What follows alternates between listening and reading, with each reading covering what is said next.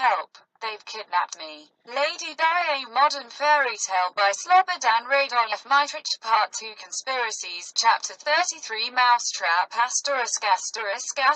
Mousetrap. At the end of the ceremony, Francois receives a wreath. Patricia walks beside the grandstand, where Francois notices her and waves. She waves back. Francois gives her sign to wait for him. Patricia nods. What a coincidence, says Francois. He offers his hand and points to his friend. This is my colleague Pino, Patricia bows. My parents are away for the weekend. And you'll have a little fun, says Francois, gesticulating to his friend to get lost. Something like that, Patricia giggles. Does that mean you're alone on the farm? All alone. Want a ride home? That's too far. For you I'd drive to the end of the world. And your friend, he can keep us company till we get to your farm. If you don't mind, Francois parks his limo in front the large villa on the farm of Patricia's father. As he and Patricia step out of the limo, the dog runs up to his young mistress. She pets him. Pino remains in the limousine. Partner, I'll back in an hour or two, says Francois. He follows Patricia into the villa. Okay, I'll take a nap. After a while, Pino feels the urge to urinate. He steps out of the limo and looks around, but sees no toilet. The dog runs to Pino, who pets him. The animal licks his hand. Mr. Dog, Pino grins. Where is the toilet? The dog stares at him, shows his large tongue and breathes rapidly. Pino decides to walk to the back of the farm where he hopes to find a suitable place to answer the call of nature. The dog follows him. No sooner as he disappears behind the big barn, Pino hears the grinding of brakes.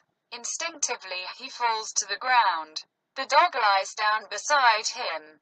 Pino slowly creeps back to where he came from and soon reaches the distant corner of the large barn. He glances toward the center of the courtyard and sees a large number of luxury limousines with heavy guys stationed in front holding automatic rifles ready to shoot. Pino looks further towards the entrance of the large villa. Out of the doorstep, two burly giants dragging along his partner with his hands bound with steel handcuffs behind his back. Patricia runs behind them. Let him go, she shouts.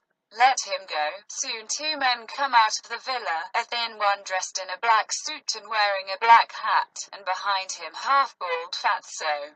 They hurry after the gorillas, who are pulling the tight Francois with them. The black hat wearer catches up with Patricia and grabs her. She struggles, but he manages to subdue her and drags her back to the villa. The dog jumps up, quickly assaults the attacker of his mistress and bites him in his behind. "Ow!" shouts the black hat wearer. Several bodyguards catch the dog. "Let my dog go," Patricia cries. The black hat wearer puts his hand on the spot where the dog bit him. "Ow! Let the dog loose," he yells to the bodyguards. The bodyguards let the dog loose. He runs to his mistress. Patricia kneels and pets him. The bodyguards throw the bound Francois in the trunk of a big jeep. The half-bald fatty closes the trunk and turns to the black hat wearer. "Boss, I'll take charge of this package. See ye tomorrow in Paris," the black hat wearer, still favoring the place where the dog bit him, nods.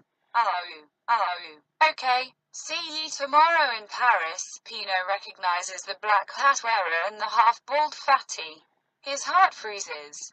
There can be no mistake. They're a Paris mouse and his former chief of the Ritz Hotel.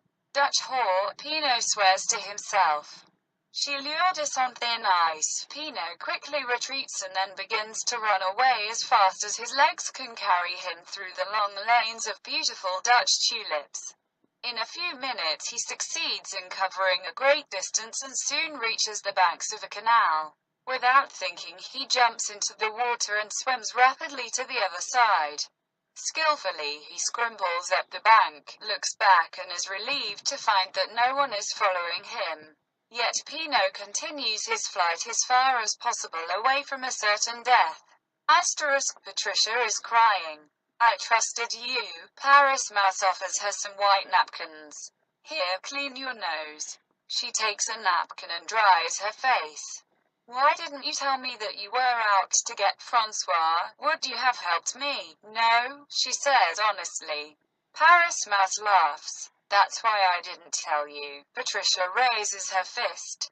Paris Mouse catches her arm and pulls her toward him.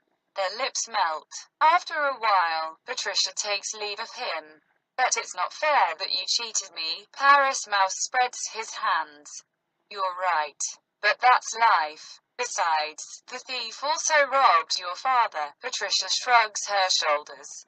Men's business, asterisk asterisk asterisk.